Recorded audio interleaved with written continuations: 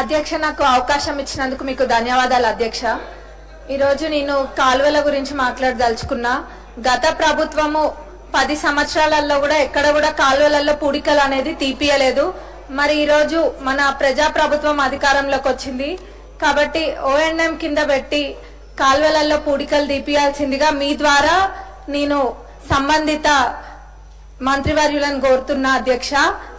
మేము సొంతంగా కూడా చాలా కాలువలలో పూడిక దిగడం జరిగింది కానీ ఇంకా కూడా ప్రతి ఊర్లో ఆల్మోస్ట్ ప్రతి ఊర్లో కూడా ఈ సమస్య ఉంది।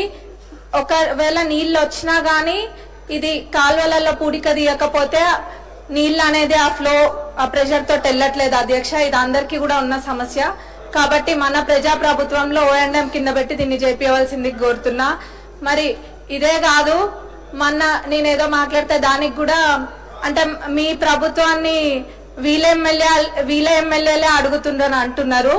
మరి అడుగుతాము 10 సంవత్సరాలు మా ప్రభుత్వము ఉండుంటే అది వేరే ఉండేది। మీ ప్రభుత్వం ఉంది మీరు చేయలేదు కాబట్టే ప్రజలు మాకు అధికారాన్ని చేపట్టిండ్రు కాబట్టే మరి మేము అడుగుతున్నాం అధ్యక్ష। వాళ్ళు కనుక చేస్తుంటే ఇప్పుడు ఆ పరిస్థితి అనేది ఉండకపోయేది కదా, అది ఒకసారి ఆలోచించాల్సిందిగా నేను కోరుతున్నా అధ్యక్ష। ఇదే కాదు ఇళ్ల మీదంగా పోయే 11 kV లైన్స్ కూడా షిఫ్ట్ చేయాల్సిందిగా కోరుకుంటున్నాం, దానికి కూడా నిధులు ఇవ్వాల్సిందిగా అధ్యక్ష। మరి అట్లనే మా పాలకుర్తి నియోజకవర్గంలో ఇటువైపు బ్లాక్ అంటే పాలకుర్తి కొడకండ్ల మరి దేవరుప్పల మండలికి సంబంధించి ఇందులో ఏదో ఒక మండలంలో డిగ్రీ కాలేజ్ ఇవ్వాల్సిందిగా కోరుకుంటున్నాం। ముఖ్యంగా ఇంకొకటి ఏం చెప్పదలుచుకున్నా అంటే గతంలో వాళ్ళు ఏం చేసిండ్రో చేయలేదో పక్కన పెడితే ఈ రోజు ప్రజా ప్రభుత్వం అన్ని రంగాలలో ముందుకు తీసుకెళ్లాలనే సంకల్పంతో మన ప్రభుత్వం ఉంది। ముఖ్యంగా విద్యా రంగంలో ఎడ్యుకేషన్ సైడ్ కూడా అన్ని ప్రణాళికలు సృష్టించి దానికి తగ్గట్టుగా చేయడం అవుతుంది। ప్రతి చిన్నది కూడా కన్సిడర్ చేసి ఎక్కడ కూడా వదిలిపెట్టకుండా చేస్తున్నాం। ఇన్ని చేసి 40% మెస్ ఛార్జెస్ పెంచి 200% కాస్మెటిక్ ఛార్జెస్ పెంచి ఇవన్నీ చిన్న చిన్నవి కూడా కన్సిడర్ చేసి చేస్తుంటే ఇంకా కూడా ఎక్కడో లోటు జరిగిందన్న విధంగా చెడు ప్రచారాలు చేయడానికి తప్ప వాళ్ళు దేనికి కూడా ఓర్చుకోలేకపోతుండ్రు। అంటే మంచి జరిగితే చూసి సంతోషించడం కాదు, కళ్ళు కుడుతున్న వాళ్ళకి అరే మేము చేయలేంది వీళ్ళు చేస్తుండ్రు అని చెప్పి ఓర్చుకోలేకపోతుండ్రు। అక్కడిక్కడ వాళ్ళని వీళ్ళని ఎగేసి పంపుడు తప్ప వాళ్ళు ఏం చేయట్లేరని నేను ఈ సభ ద్వారా మీకు తెలియజేస్తున్నా అధ్యక్ష, మీ ద్వారా అందరికి తెలియజేస్తున్నా।